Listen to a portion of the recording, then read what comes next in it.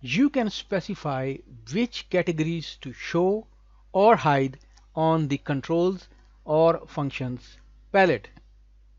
Hidden categories remain hidden in all palette view formats.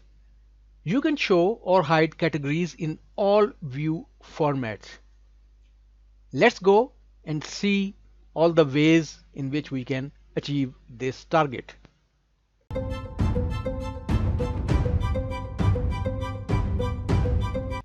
So to show or hide categories, let's go and create a new VI. The second requirement is that your categories should be tagged. Then go to customize and then select change visible palettes.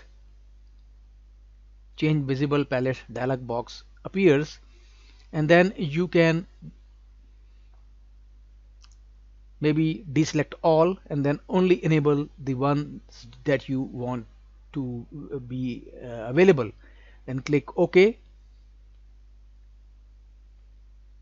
and when you then right click, only that palette is visible.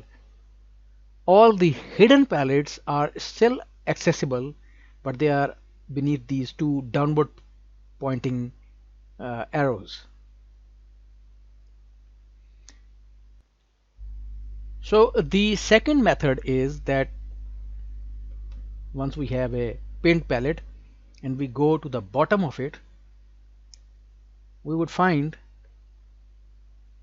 change visible palettes option. If we click it, the same dialog box appears and we can select the palettes that we would like to appear when we right click and invoke a temporary palette. Right click, and then the palettes that we selected only are visible with the top one opened for using. So this is how you can make the palettes visible or invisible. Hope this helped you in your programming, making it easier. And please do keep visiting for more LabVIEW programming related videos. Thanks for watching.